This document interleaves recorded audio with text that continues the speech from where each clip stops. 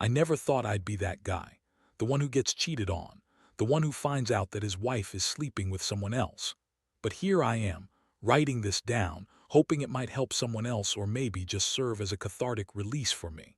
My name is Mark, and my life turned upside down 2 months ago when the woman I thought I knew as my partner for the last 10 years shattered my world. Sarah and I had what I thought was a solid marriage. We met in college, both ambitious and eager to climb the corporate ladder. She was the perfect mix of beauty and brains, and I fell hard for her. We shared a lavish lifestyle that I worked my ass off to maintain. We had our circle of friends, our golf outings, and all the social events you could think of. Everything seemed perfect until it was. Looking back, I see the signs now. Sarah started coming home late from work more frequently.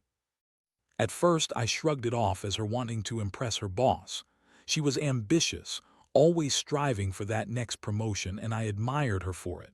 But then, there were the little changes. She started dressing differently, wearing outfits that were a little too sexy for office wear. Her phone was always face down on the table, and she seemed glued to it whenever I was around. I dismissed the gut feeling gnawing at me for weeks. Who was I to question her? I trusted her implicitly. But then, it happened. One Saturday morning, I decided to surprise her with a brunch reservation at our favorite restaurant.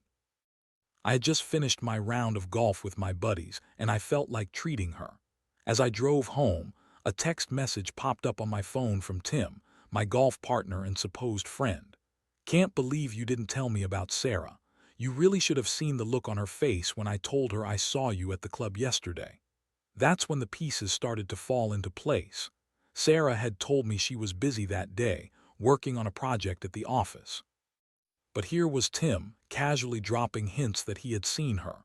My heart raced as I texted back, asking what he meant. He replied with, "You know how it is, bro, don't worry, I won't say anything." I felt a mix of anger and dread wash over me. What did he mean by that? I had to know more. I decided to skip the brunch and confront Sarah instead. I arrived home early, my heart pounding as I tried to calm my racing thoughts.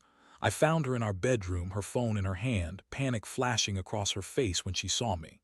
"Hey, you're home early," she said, a little too cheerfully, and I could see the flicker of guilt in her eyes. "I thought you were at golf all day." "Yeah, about that. Tim just texted me. He saw you yesterday. Do you want to explain?" The words tumbled out, and I watched as her cheerful facade crumbled. "What? Tim is just being stupid. You know how he is," she blurted, her voice shaky.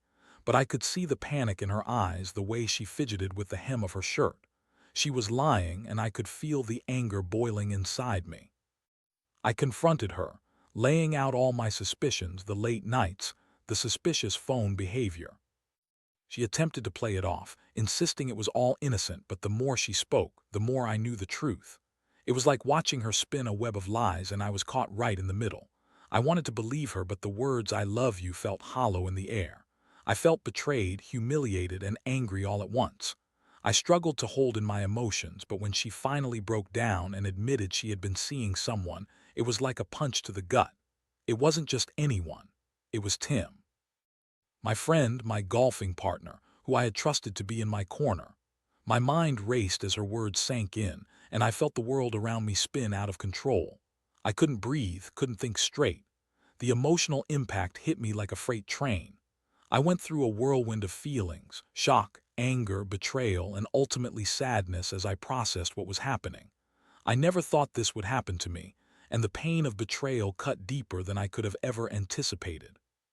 But I also felt a fire ignite within me, a need for resolution. I'd been wronged, and I wasn't going to sit idly by and let this slide. Sarah might have thought she could have her cake and eat it too, but she was about to find out just how wrong she was. As I stood there, staring into the eyes of the woman I once loved, I realized that I needed to make a plan. I needed to turn the tables and ensure that both she and Tim faced the consequences of their actions. This was going to be my decision, my resolution, and I would make sure they both lost everything that mattered to them. I let the silence hang in the air for a moment before I said, "I think it's time we had a serious talk about our future." The days that followed that confrontation were a blur, filled with anger, disbelief, and a strange sense of purpose. Sarah and I spent a lot of time in silence. After she confessed to her affair with Tim, I felt like I was living with a stranger. The woman I had built my life with was gone, replaced by someone who had betrayed me in the worst way possible. It was suffocating. I started to notice how the world around me had changed. I became hyper-aware of every little detail, the way she hesitated before answering my questions, the nervous energy that radiated off her in our shared space. I was angry, yes, but also hurt. I didn't want to be the victim. I was determined to take back control. As I sat at my desk late one night, working through everything in my mind, I decided that I had to get even, not just for the betrayal, but to teach both Sarah and Tim a lesson they wouldn't forget. I had spent years building a reputable business in the corporate world, and I knew how to navigate the complexities of competition. Now, it was time to turn those skills towards revenge. My first step was to gather information. I knew Tim had recently launched his own startup, a company that prided itself on innovative solutions in our shared industry. It was small but had potential, and I was sure that with just a few moves, I could outmaneuver him. I started reaching out to mutual contacts, leveraging my network to get inside information about his business dealings. The thrill of the hunt made my heart race. I was in control again. As I dug deeper, I found vulnerabilities within Tim's business that I could exploit. I learned that he was struggling to secure funding for his latest project. Investors were hesitant, and I could use that to my advantage. I reached out to a few key players in the industry, subtly planting seeds of doubt about Tim's reliability as a business partner. It felt exhilarating to be playing the game again, but this time I was playing for keeps. Meanwhile, I made it a point to keep up appearances with Sarah. I acted as if everything were fine while secretly plotting my revenge. I went through the motions of intimacy, shared a few laughs, but each smile felt like a mask I was wearing to conceal the raging storm inside me. I could see her becoming more anxious as I grew more distant. She had no idea what was coming. One evening, I confronted her again, not about the affair, but about our future. Sarah, we should really discuss our finances. You know how important it is to have everything in order. She looked taken aback and nodded, her eyes darting around as if she was trying to read my mind. Of course, Mark. Is there something specific you want to address? She asked, her voice shaky. Yeah, I think we need to talk about your spending habits. With your recent work schedule, it might be time to rein it in a bit, I said, watching her face pale. She knew I was referring to the lavish lifestyle she had grown accustomed to, and I felt a sense of satisfaction wash over me. I can manage my finances. You don't need to worry about that, she shot back defensively, her tone sharp. It was the first sign of irritation I'd seen from her, and it fueled my resolve. Over the next few weeks, I continued to sow the seeds of doubt regarding Tim's business. I reached out to a few close friends and industry contacts, casually mentioning Tim's entrepreneurial struggles and how I had heard whispers of his inability to meet deadlines. My reputation remained intact, and I was slowly tearing down Tim's credibility. I even arranged for a meeting with a potential investor who had previously expressed interest in Tim's startup, making sure to paint a less than flattering picture of my former friend. The thrill of orchestrating this revenge was intoxicating. I felt powerful as I watched Tim's business start to falter. As rumors about his reliability began to circulate, I could see the panic in his eyes during our occasional encounters on the golf course.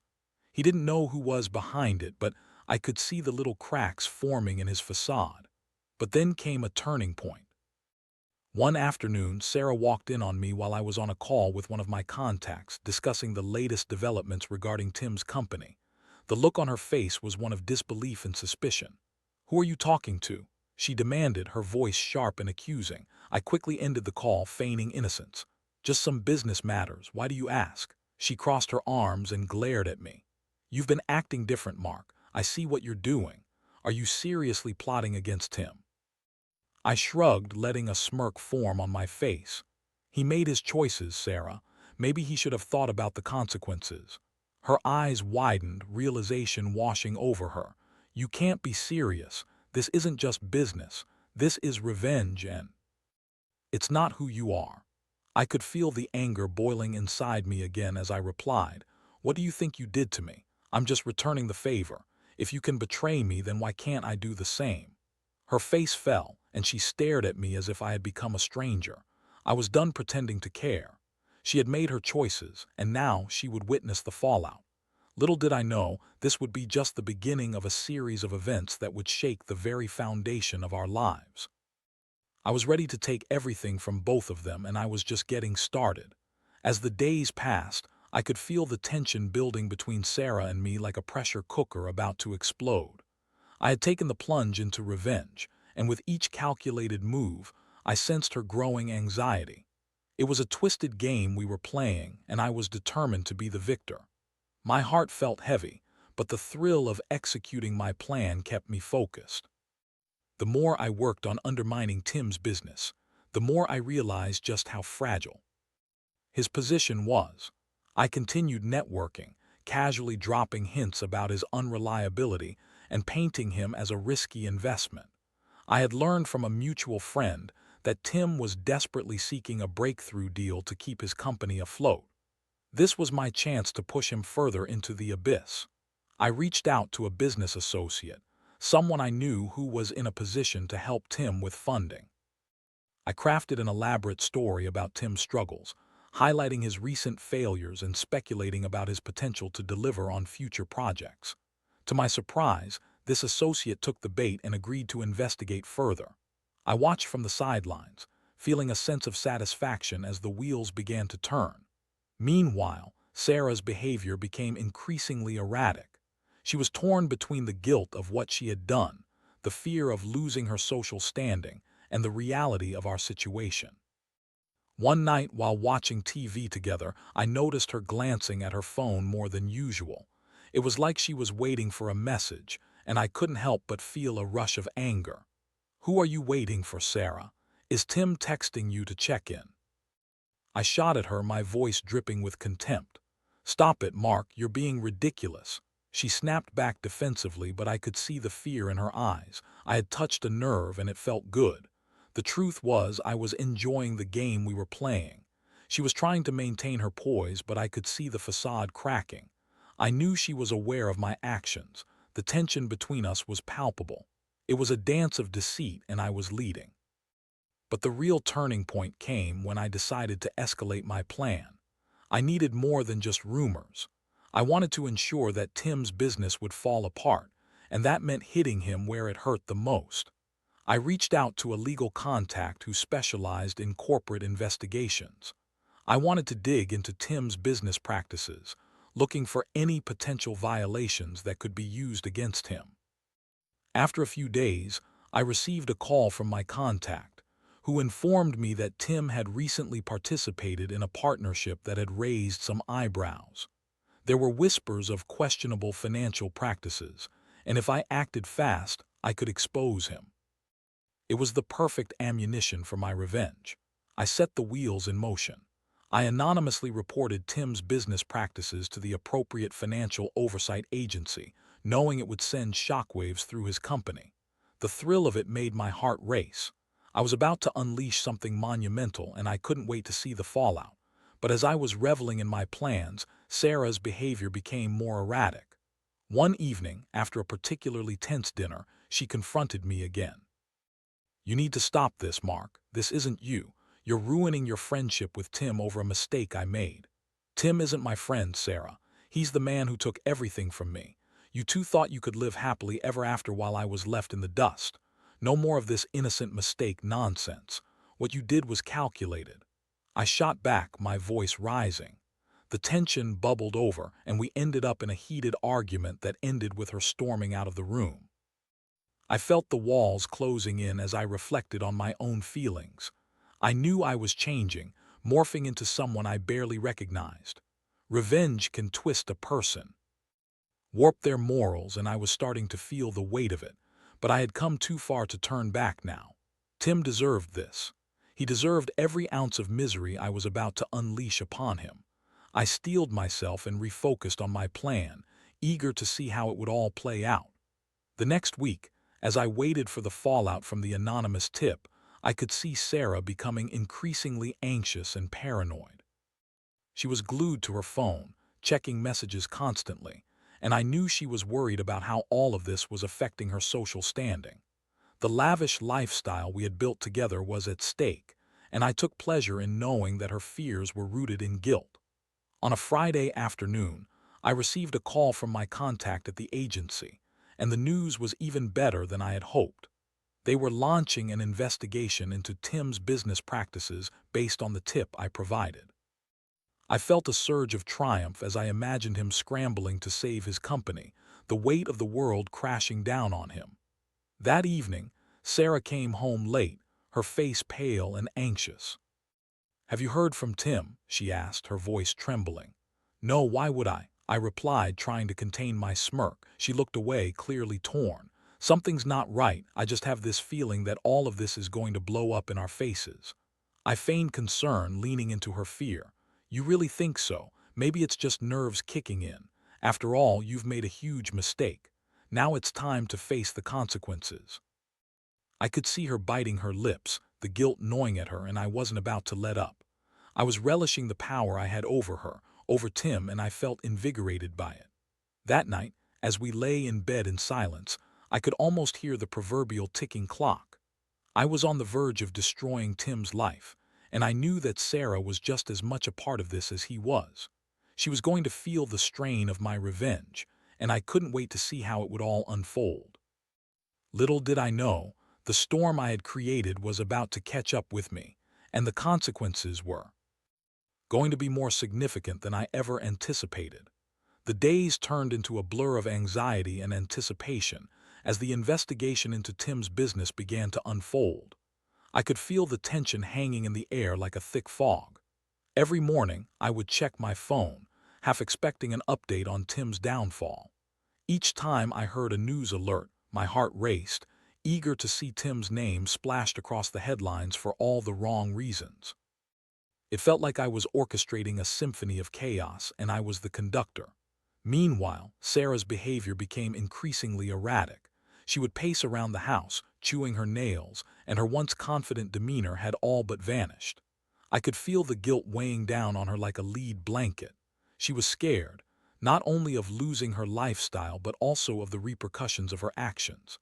It was almost poetic to watch her squirm, but I knew I had to keep her on edge. She needed to feel the heat of her betrayal. One Friday evening, I received a call from my legal contact. "Mark, you might want to prepare yourself. I just got word that the investigation into Tim's company is heating up. They're looking into several financial discrepancies." I could hardly contain my excitement.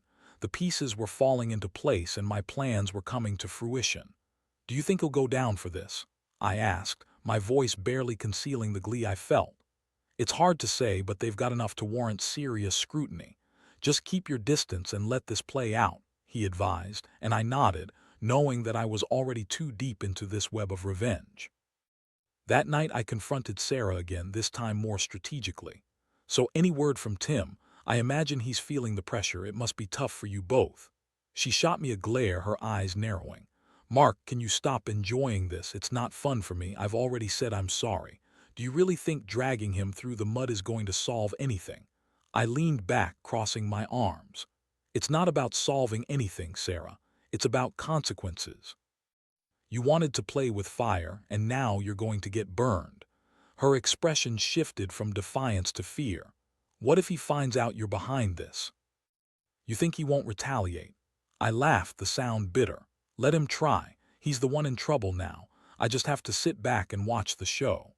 The next few days were a roller coaster of emotions as I kept my ear to the ground for updates on Tim's situation.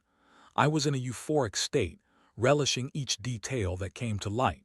In whispers at the golf club, I heard that Tim had failed to secure the funding he needed. Investors were pulling back, and the stress of the investigation was taking its toll on him. It felt vindicating, knowing that I had orchestrated his downfall. But with every action there are consequences. I began to notice changes in Sarah. The guilt was becoming too much for her to bear. She was no longer the confident, assertive woman I had married. She was now a shell of her former self. One night, as we sat across from each other at dinner, the silence grew unbearable. "Mark, we need to talk," she said, her voice trembling. "About what? Your crush on Tim, how you thought it would be fun to betray me." I snapped, my anger flaring once more. "No, I mean yes, but also this is spiraling out of control. You're losing yourself in all this. This isn't who you are," she pleaded. I could see fear in her eyes, but it only fueled my fire. "You don't get to lecture me about who I am. You made your choice, and now I'm making mine." I was relentless. The thrill of revenge was like a drug, and I was addicted. Yet the more I pushed Sarah, the more I questioned whether I was crossing a line I couldn't uncross. I was becoming someone I didn't recognize, and it was terrifying. That weekend, the fallout I had anticipated finally arrived. I was at the golf course early, trying to shake off the weight of my conscience, when I overheard two members discussing Tim's company. "I hear they're facing some serious legal action. It's only a matter of time before it all comes crashing down," one of them said, and my heart raced with excitement. But then the conversation took a turn. "Yeah, but it's a shame. I like Tim, he's always been a good guy." I paused, the words cutting deeper than I expected. Tim was a good guy. He had been my friend, and I had betrayed that friendship for my own gratification. It was a sobering realization, and my chest tightened at the thought of what I was doing. Later that day, I found Sarah sitting on the couch, her face buried in her hands. "What's wrong?" I asked, trying to feign ignorance. "I can't do this anymore, Mark. This isn't who we are. I never wanted to hurt you, but what we're doing to Tim—" "It's wrong," she confessed, tears streaming down her face. I felt a flicker of doubt creep into my mind, but I quickly shoved it aside. "You think I care about what's right and wrong right now? He doesn't care about you, Sarah. He doesn't care about us. But I care about you, and I can't stand the thought of you becoming this person. Please, let's talk about this and figure things out." There was desperation in her voice, but I was torn. I wanted to unleash more destruction on Tim, to revel in the chaos I had created, but a part of me was starting to see clearly. I was letting revenge consume me. That night, sleep eluded me. I lay in bed, contemplating my choices.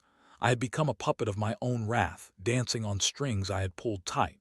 I realized I needed to make a decision, one that would determine not only my fate but also the future of my marriage. Revenge had fueled me for a while, but it was clear there was a price to pay. I needed to choose between continuing this downward spiral or finding a way to break free. Sarah's tears haunted me, and I knew I had to confront the reality of what I had become. It was time to decide. Would I continue to tear Tim down, or would I seek a way to salvage what was left of my marriage? As I made that decision, I felt the weight of the world resting on my shoulders. It was time to confront the consequences of my actions, not just for Tim, but for myself and Sarah as well. As the sun rose the next morning, I felt a sense of clarity wash over me. I had spent weeks wallowing in my anger, plotting Tim's downfall, and dragging Sarah along for the ride. But now I was at a crossroads. I could either continue this path of vengeance which was consuming me, or I could try to put the pieces of my life back together. It was a hard choice, but I could feel that I needed to change course. I spent the morning in quiet reflection. As I brewed my coffee, I thought about the man I used to be before this nightmare started. I had always prided myself on being someone who valued integrity, loyalty, and hard work. Now I was wrapped up in a web of deceit and betrayal. This wasn't just about revenge anymore. It was about saving myself from becoming someone I despised. When Sarah came down for breakfast, she looked tentative, like she was walking on eggshells. "Good morning," she said weakly, avoiding eye contact as she poured herself a cup of coffee. "Morning," I replied, my voice steady. "We need to talk." Her head snapped up, and I could see a flicker of hope in her eyes. "About what?" "About us. About this mess we've created." I took a deep breath, feeling the weight of my words. "I've been so focused on getting back at Tim that I've lost sight of what really matters. I've dragged you into this and hurt you in the process." She blinked as if processing what I was saying. "Mark, let me finish," I interrupted gently. "I don't want to continue down this path. It's not who I am, and it's not who we are as a couple. We need to find a way to move forward, not just with our marriage, but with our lives." Tears welled in her eyes, and for the first time in weeks I saw a flicker of relief. I want that too, but how? How do we fix this? I paused, weighing my words carefully. I think we need to confront Tim directly, not in a confrontational way, but to have an honest conversation. We need to take responsibility for our actions. I need to apologize to him, and you need to address your affair. It's the only way I can see us moving forward. Sarah's expression shifted from relief to doubt. Are you sure? What if he doesn't accept it? What if he's still angry? I nodded. That's a risk we have to take, but it's better than hiding behind our resentments. If we don't address this, we'll never heal, and I can't continue to live like this. She took a deep breath and nodded, her resolve building. Okay, let's do it, but we have to promise each other that we'll be honest and open, no more lies. I extended my hand across the table and she took it, squeezing tightly. In that moment, I felt a flicker of hope. Maybe we could find our way back to each other after all. As the day progressed, I reached out to Tim, asking if we could meet. I felt an unsettling mixture of fear and relief. I had no idea how he would react, but I knew I had to face the music. After what felt like an eternity, he agreed to meet at a cafe near his office the following afternoon. When the time came, I arrived early, my heart racing as I waited for him to show. Memories of our friendship flooded my mind, the laughs we had shared, the rounds of golf, and the countless times I had trusted him. I felt a pang of guilt as I realized how I had turned on someone who had once been a friend. Tim walked through the door looking more haggard than I remembered, his usual confidence replaced by an air of defeat. I motioned for him to join me, and as he sat down, I could see the guarded look in his eyes. "Mark," he said, his tone icy. "What's this about?" I took a deep breath and braced myself. "Tim, I wanted to apologize. I've been thinking about everything that's happened, and I realized that I've allowed my anger to control me. I made your life hell, and I'm sorry for that." He looked surprised, his expression softening slightly. "You think an apology changes anything? You've ruined my business, my reputation, and all because of an affair. You think I'm going to forgive you?" "I understand if you don't," I said, keeping my voice steady. "But I'm not here to make excuses. I've been consumed by revenge, and it's not who I want to be. I was wrong to drag you into my mess, and I want to take responsibility for my actions." Tim studied me for a moment, his expression shifting. "Did you come here to gloat, or are you genuinely trying to be a better person?" "I'm trying to be better, Tim. I know I can't change the past, and I don't expect you to forget what I did, but I'm done fighting. I want to move on, and I hope you can too." He nodded slowly, still guarded but visibly processing my words. "It's going to take time, Mark. Trust is not something that can be rebuilt overnight." "I know," I replied. "I just hope we can find a way to coexist, for whatever that's worth." As we spoke, I could feel the tension slowly dissipating. It wouldn't be easy, and I didn't expect instant forgiveness, but taking this step felt like a weight lifting off my shoulders. After what felt like an eternity of talking, Tim finally said, "I'll think about it. But know this, Mark, I'm not the same person I was. You're going to have to earn my trust back just like I have to earn yours." I nodded, acknowledging the truth in his words. Fair enough. As I left the cafe, I felt a strange sense of relief wash over me. I had taken a monumental step in acknowledging my mistakes, facing Tim, and choosing honesty over revenge. I still had a long way to go with Sarah, but this was a start. When I returned home, I found Sarah waiting for me, her expression filled with concern. "How did it go?" "I think it went as well as it could have," I replied, feeling a mix of emotions. I apologized, and he seemed open to the possibility of moving forward, but it's going to take time. She nodded, relief flooding her features. "I'm glad, Mark, I really am." But as I stood there, I realized that our journey was far from over. We had faced one hurdle, but we still had to confront the aftermath of our choices, the consequences of the affair, the damage to our marriage, and the work it would take to rebuild our lives. It wouldn't be easy, but I felt a renewed sense of hope. I was ready to tackle the challenges ahead, knowing that together, we could navigate the storm we had created. The road to healing would be long and arduous, but for the first time, I felt like we were moving in the right direction. In the weeks following my meeting with Tim, things began to change in our household. Sarah and I were both committed to rebuilding our relationship, but it wasn't without its challenges. The weight of our actions hung heavy in the air, and we had to confront the discomfort that came with facing the consequences together. We started attending couples therapy, a decision that initially made me uncomfortable, but it quickly became clear that we needed an objective space to navigate our feelings. Each session was a mix of anger, tears, and moments of clarity. I found myself peeling back the layers of my anger and resentment while Sarah confronted her guilt and regret. It was a painful process, but slowly we began to reconnect. I learned that revenge had consumed my thoughts, blinding me to the fact that Sarah was hurting just as much as I was. I realized that in my quest for vengeance, I had pushed her away even further. She had made a mistake, yes, but she was also a victim of my spiraling emotions and my inability to cope with betrayal. One evening, during a therapy session, Sarah spoke about her experience. I was so scared of losing everything, the life we built together, that I didn't think about how my choices would hurt you. I got caught up in something that felt exciting, but I lost sight of what really mattered. I can't change the past, but I want to rebuild trust with you, she said, her voice trembling. Her vulnerability shook me to the core. I had spent so much time focused on my pain that I had neglected to see her side of the equation. I've been angry and resentful. I let jealousy and betrayal poison my thoughts, but I want to work through this with you too, I admitted, my throat tightening. Therapist sessions often turned into heartfelt discussions, unraveling the layers of our relationship. We talked about our dreams, our fears, and what we wanted our future to look like. It was as if we were rediscovering each other after years of complacency. Little by little, we began to rebuild the foundation of our marriage, one brick at a time. However, the aftermath of Tim's investigation loomed over us.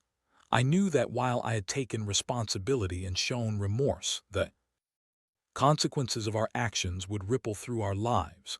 Tim's business was struggling, and I couldn't help but feel a pang of guilt for how my actions had contributed to that. I had set out to destroy him, but in doing so, I had inadvertently hurt myself and Sarah as well. After several weeks of therapy, I reached out to Tim once more, this time with the intent of having an open conversation about how we could possibly find common ground. I knew this wouldn't be easy, but I felt it was necessary for all of us to move forward. We scheduled a meeting at the same cafe where we had talked before. When Tim arrived, he looked more relaxed than before, though still guarded. I took a deep breath and extended my hand, which he shook reluctantly. "Thanks for meeting with me, Tim," I began. "I've been doing a lot of thinking, and I wanted to see if we could talk about moving forward. I know we've both been through a lot, and I realize how my actions have affected you." Tim sighed, his expression softening a bit. "I appreciate you saying that, Mark. It's been a rough few weeks for me, and I'm still trying to piece things together. But I want to move past this too. I don't want animosity hanging between us forever." As we talked, I could feel the tension easing. We discussed the possibility of collaboration on projects, recognizing that while there was pain between us, we could also leverage our strengths. It wasn't an instant fix, but it was a step towards accountability and healing. In the weeks that followed, I noticed a shift in Sarah as well. She was actively participating in our healing process, attending therapy sessions with renewed commitment and devotion. I could see a spark returning to her eyes, the guilt slowly lifting as she worked to regain my trust. We began to date again, rediscovering the joy in our relationship, the laughter, the intimacy, and the small moments that made us who we were. We also decided to share our story with close friends and family, explaining what had happened and taking ownership of our mistakes. It was an uncomfortable but necessary step, one that taught us the importance of vulnerability. We were no longer hiding behind walls of shame. We were facing our reality together. As we continued to heal, Tim's business improved as well. In a surprising turn of events, he reached out to me to discuss a potential collaboration. The idea of working together was daunting, but I saw it as an opportunity to turn a page and foster a new kind of relationship, empowered by our shared experiences. The hard work we put into our relationship and the lessons we learned from our heartbreak taught us both about resilience. I had wandered deep into darkness, but by choosing to step back into the light, I discovered the strength of forgiveness and the power of rebuilding. Months passed, and although our journey wasn't without its pitfalls, we found ourselves stronger. We had faced the storm together, emerging on the other side with a renewed sense of purpose. Sarah and I were committed to each other and to learning from our past. In the end, I realized that sometimes life throws us into the depths of despair, but it's how we respond that defines our character. I learned that revenge might seem sweet in the moment, but the true victory lies in healing, forgiveness, and the strength to rebuild. As I sit here now, reflecting on how far we've come, I can't help but feel grateful for the lessons learned. Life is fragile, but love, through forgiveness and commitment, can weather any storm.